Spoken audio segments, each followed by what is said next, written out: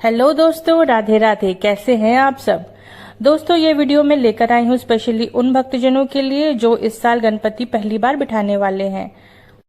वैसे तो गणपति स्थापना के लिए लंबी चौड़ी तैयारी लगती है, काफी तामझाम होते हैं, पर बेसिक चीजें जो आपको करनी ही करनी है वो चीजें मैं आपको यहाँ बता रही हूँ।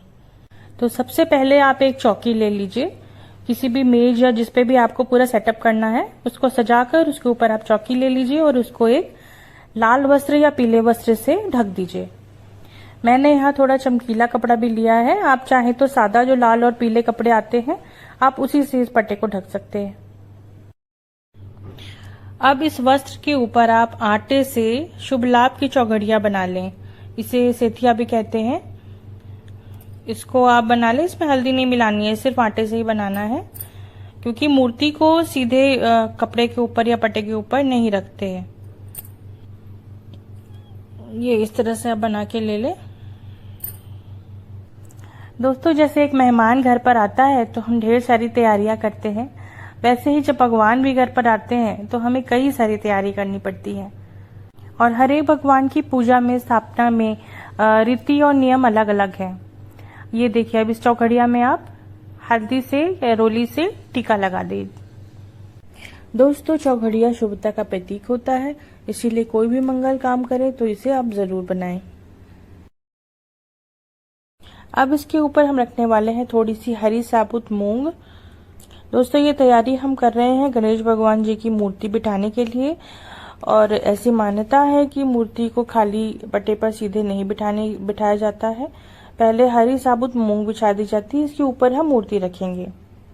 ये तरीका महाराष्ट्र में फॉलो किया जाता है। मैंने गणपति रखना आज से 7 साल पहले महाराष्ट्र में ही शुरू किया था, तो ये मैंने वहीं से सीखा था। महाराष्ट्र में तो गणपति की जो धूम है वो आप सबको पता ही होगी, और वैसे ही उनके नियम कायदे भी बहुत स्पेसिफिक हैं, बहुत पर्टिकुलर नियम कायदे हैं जो मैंने भी सीखे हैं, और इस वीडियो में मैं आपको बताने की पूरी कोशिश करूंगी। ये देखिए, मैंने एक ये सुपारी ले ली है और इसे मोली से पूरा कवर कर रही हूँ। ये सुपारी इसीलिए इस तरह से करी जाती है, इसे गणेश भगवान के प्रतीक के रूप में रखा जाता है। और गणेश भगवान की कभी भी एक मूर्ति की पूजा नहीं करी जाती है, हमेशा 2 रखी जाती है। अगर आप एक बड़ी मूर्ति रख रहे हो तो साथ में एक छोटी सी मूर्ति रख के भी पूजा की जाती है। अन्यथा अगर आपके पास नहीं है छोटी मूर्ति तो ज्यादातर लोग प्रेफर करते हैं ऐसे ही सुपारी के ऊपर मोली से कवर करके रखे, फिर उनकी पूजा करें। इसके बाद हम कलश रखने की तैयारी करेंगे। दोस्तों, कोई भी पूजा पाठ हम करते हैं, कोई भी देवता का आवाहन करते हैं, बिठाते हैं, तो साथ में समस्त देवता का भी आवाहन किया जाता है। और सबकी मूर्ति रख के पूजा करना संभव नहीं है, तो हम ये उस प्रतीक के रूप में कलश को रखते हैं और फिर सर्व देवता का आवाहन करते हैं। तो इसके लिए हमने इस कलश पे मोली को 5 बार बांध लिया है, 5 बार घुमाकर फिर उसमें गांठ लगा दी है। दोस्तों, कलश आपको थोड़ा बड़े ही साइज का लेना है, जिसका आधार यानी कि बेस थोड़ा बड़ा हो, उसका सरकमफेरेंस, क्योंकि इसके ऊपर हम रखेंगे नारियल, और ये बिल्कुल हिलना नहीं चाहिए। फिर रखने के लिए जितने दिन आप गणपति बिठाएंगे इस कलश के ऊपर नारियल रहेगा ही, और अगर लोटे की बेंदी सपाट नहीं हुई तो वो नारियल सहित गिर पड़ता है और पूरा जल भी फैल जाता है और अशुभ भी होता है ये। तो चाहे तो ऐसी स्टील की ले लें लोटा, या फिर आप मिट्टी की मटकी भी ले सकते हैं। तो अब इस लोटे पे हम रोली से चौघड़िया बना लेंगे। मैंने रोली में पानी मिलाकर ही लगाया है, आप चाहें तो रोली में तेल मिलाकर भी चौघड़िया बना सकते हैं, इससे काफी चमकदार बनती है।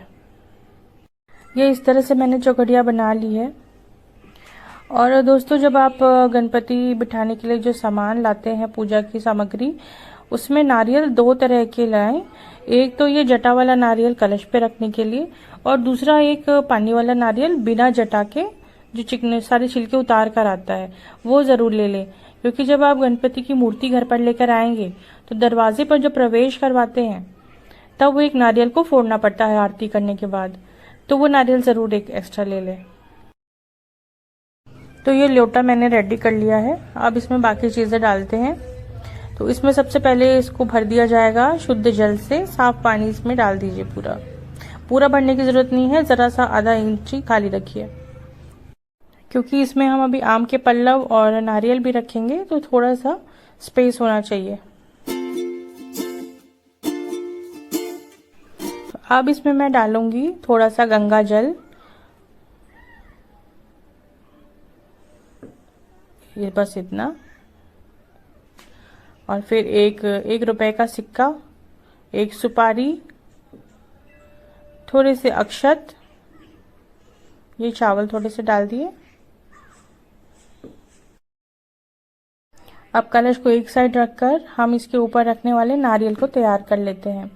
इसको भी वस्त्र चढ़ाना होता है। इस तरह से मैंने पीले वस्त्र से इसको ढका है।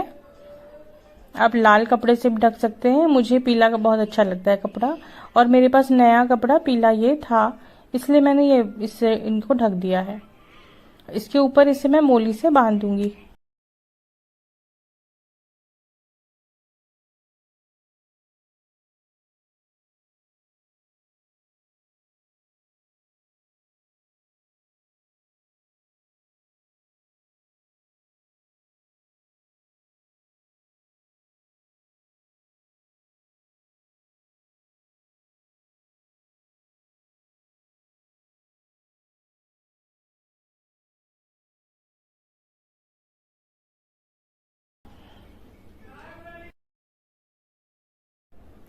ये नारियल काफ़ी बड़ा है और मेरे हाथ से फिसल रहा है चिकने कपड़े की वजह से, तो मैं इसे ऐसे रख के फिर बांध दूंगी।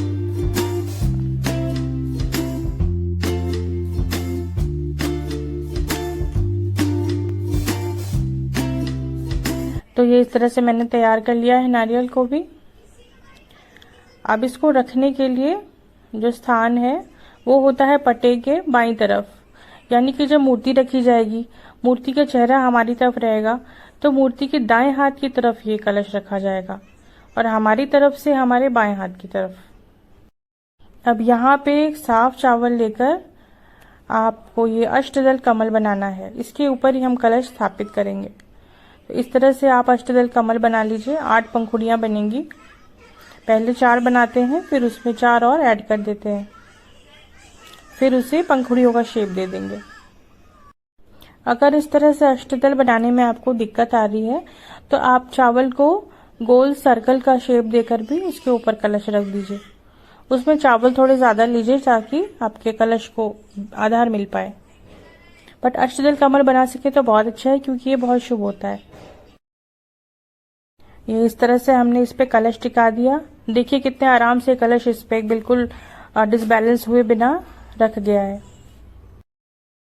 अब इसमें हम रखेंगे आम के पल्लव। ये पल्लव इस तरह से मैंने 5 पत्ते लेकर साथ में बांध दिए हैं, क्योंकि मुझे एक साइज का जुड़ा हुआ पल्लव नहीं मिल पाया, तो मैंने अच्छे अच्छे पत्ते निकाल कर एक साथ कर लिया। आप भी इस तरह से कर सकते हो, या एक साथ मिल जाए जुड़ा हुआ तो बहुत अच्छा है। तो इस तरह पल्लव को बराबर दूरी में करके आप इसके ऊपर नारियल स्थापित करें। और आम के पत्ते ना मिले तो आप अशोक के पत्ते भी रख सकते हैं, वो भी उतना ही अच्छा माना जाता है।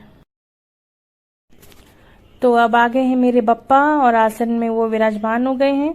इस तरह से आप मूर्ति को मुंह के ऊपर बिठा दीजिए और अब मूर्ति पर पड़े हुए इस वस्त्र को हटाकर हम मूर्ति का अनावरण करेंगे। जब आप मूर्ति घर पे लाते हैं, चाहे जितने भी दिन पहले लाएं या एक दिन पहले लाएं, आप चेहरा ना खोलिए मूर्ति का।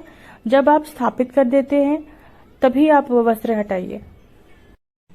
अब दूर्वा से थोड़ा सा जल, गंगा जल लेकर इनको स्नान देने के बाद आप वस्त्र अर्पण करें।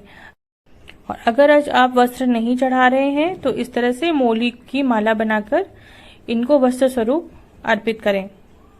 साथ में जनेऊ पहनाएं, फूलों की माला पहनाएं, और जिस तरह से भी आप अपने भगवान का श्रृंगार कर सकते हैं अपने सामर्थ्य के अनुसार। भगवान के हाथों के, गले के काफी सारे आभूषण आते हैं, धोती आती है, मुकुट आते हैं, तो आप जिस तरह से भी जितना भी भव्य कर सकते हैं श्रृंगार, आपकी जैसी इच्छा हो, जैसी श्रद्धा हो, आप वैसा करिए। और नहीं तो फिर फूलों में भी भगवान हमारे बहुत सुंदर लगते हैं। और हाँ, दूर्वा की माला पहनाना बिल्कुल ना भूलिएगा। दूर्वा भगवान गणपति को बहुत ज्यादा प्रिय है, तो उसकी उनको माला बनाकर और उनको ऐसे भी चढ़ाकर हर दिन, जितने भी दिन के लिए आप बिठा रहे हैं, हर दिन उनको दूर्वा अर्पित जरूर करें। बाकी सजावट में तो भव्यता की कोई सीमा ही नहीं है, पर मैं इस वीडियो में बिल्कुल बेसिक स्थापना का तरीका आपको बता रही हूँ, ताकि जो बिल्कुल पहली बार रख रहे हैं वो अगर सारी सामग्री ना भी चढ़ा पाए तो इतने में आप पूजा बिना त्रुटि के शुरू कर सकें। तो इस तरह से भगवान को टीका रोशना करने के बाद मैं फूलों से थोड़ा सा सजावट कर दे रही हूँ। भगवान के मूषक को मैंने क्लोज से नहीं दिखाया है, उनकी भी टीका रोशना कर दी जाती है। भगवान गणेश को स्पेशली गुड़हल के फूल बहुत पसंद हैं। ये सारे अलग अलग कलर के गुलाबी, पीले और सफेद, ये सब कलर्स मैंने अपने गार्डन में ही लगाए हुए हैं पेड़ इनके, तो मैं वहीं से तोड़कर ले आई हूँ। इसके अलावा आप गुलाब के फूल भी जरूर से चढ़ाइए, वो भी गणपति भगवान को बहुत प्रिय है।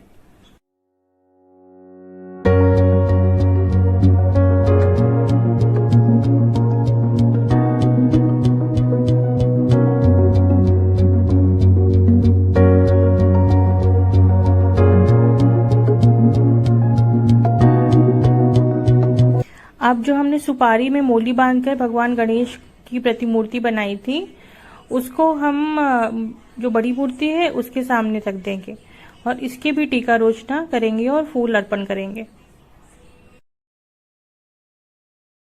इनको रखना बहुत जरूरी है दोस्तों, क्योंकि भगवान गणेश की एक मूर्ति की पूजा कभी भी नहीं की जाती है और जो मुख्य मूर्ति होती है उसके सामने छोटी मूर्ति या फिर ये सुपारी रखकर पहले इनकी पूजा की जाती है, फिर बड़ी मूर्ति की पूजा की जाती है। तो इस तरह से इनकी भी टीका रोशना करके मैंने इनको ये पुष्प अर्पित कर दिए हैं। अब इनका पूरा करते हैं श्रृंगार। मेरे पास गुलाब का फूल नहीं था, मैंने फटाफट मंगवा लिया और ये आ गया है, तो अब इनसे मैं अपने बप्पा को सजाऊंगी। दोस्तों, गणपति लोग अलग अलग समय की अवधि यानी टाइम ड्यूरेशन के लिए रखते हैं। कोई 1.5 दिन के लिए रखता है, कोई 3.5 दिन, 5.5, 7.5 और इस तरह से 11 दिन के लिए लोग रखते हैं। मैं हमेशा से 11 दिन के लिए रखती हूँ, तो हर दिन का अलग अलग श्रृंगार करती हूँ। कभी अलग अलग फूलों की मालाएं बना के पहनाती हूँ, कभी सिर्फ आभूषणों से ही इनका श्रृंगार करती हूँ। तो जैसा मुझे जिस दिन मन करता है वैसा लुक देती हूँ। ये पान के पत्ते में लौंग और इलायची आदि सुपारी रख के इनको बीड़ा चढ़ाया जाता है। चाहो तो इसे फोल्ड करके पान का रूप देकर भी इनको चढ़ा सकते हो। मैं इस तरह से कटोरी में इसको रखकर फिर अर्पित करती हूँ। अब इसके बाद आप यथा सामर्थ्य यानी अपनी सामर्थ्य के हिसाब से भोग का प्रबंध कर लें। चाहे तो आप घर पे बना लें, वो बहुत ही अच्छा है, या फिर बाजार में भी गणपति बप्पा के लिए लड्डू मिलते हैं, मोदक मिलते हैं, आप वो ले आ सकते हैं। वरना हमारे बप्पा को तो चावल के आटे के बने हुए मोदक बहुत पसंद है, जिसके अंदर मीठे नारियल की फिलिंग होती है। मैंने कोशिश बहुत की पर मुझसे वैसा परफेक्ट बन नहीं पाता है। तो सुबह की पूजा में मैं कोई मिष्ठान, मेवे, फल या मेवों से बनी हुई खिचड़ी, ये सब में से कुछ भी अच्छे से चढ़ा देती हूँ। और शाम के वक्त मैं पूरा खाना, पूरी, सब्जी, खीर, सेवई, ये सारा अर्पित करती हूँ। पूजा के समय आप हर दिन दक्षिणा जरूर चढ़ाएं, आपकी जो भी इच्छा अभिलाषा है वो मन में रखकर। और आखिरी दिन, जिस दिन विसर्जन है, उस दिन ये सारे पैसे जो हैं वो आप किसी गरीब को दान कर दें। अगर आप कोई मन्नत मांगकर गणपति बप्पा को बिठा रहे हो तो आप एक अखंड दीपक भी उनके बाएं साइड में यानी कि बप्पा के हाथ के बाएं साइड में आप रख सकते हो। और विसर्जन के दिन तक वो जोत जलती रहनी, मेंटेन करनी होती है। उसके बाद आप उसको अपने आप ही स्वयं ही बुझ जाने दें। विसर्जन की एक रात पहले रात भर लोग कीर्तन भी करते हैं, भजन करते हैं, सोते नहीं हैं, क्योंकि अगले दिन भगवान जा रहे होते हैं। तो अपने परिवार और दोस्तों के साथ मिलकर आप रात भर भगवान का कीर्तन करें और सुबह से आप इनके विसर्जन की तैयारी, पूजन और प्रसाद चढ़ाएं, सब में प्रसाद वितरित करें और फिर मूर्ति को लेकर विसर्जन के लिए निकले। विसर्जन के भी बहुत सारे नियम है दोस्तों। पूजा के बाद मूर्ति को सारे घर में घुमाया जाता है, जब भगवान को पूरे घर दिखाया जाता है और उनकी पीठ को दरवाजे की तरफ ले जाते हुए आप बाहर निकलते हो, यानी कि भगवान का चेहरा आपके घर की तरफ ही रहता है। फिर दरवाजे पर उनकी आरती करते हैं और 3 बार उनको घुमाते हैं और उसके बाद ले जाते हैं और किसी नदी या जल में प्रवाहित कर देते हैं। तो दोस्तों, इस वीडियो में मैंने पूरी कोशिश की है आपको हर वो जानकारी देने की जो मैंने सीखी है महाराष्ट्र में रह के, जहाँ गणपति बप्पा की बहुत धूमधाम से पूजा होती है। और उम्मीद करती हूँ कि आपके लिए बहुत ये हेल्पफुल होगा। तो आप भी इस तरह से गणपति बप्पा को घर पे लेके आइए, उनकी प्रेम से पूजा करिए, आप पे उनकी कृपा जरूर होगी।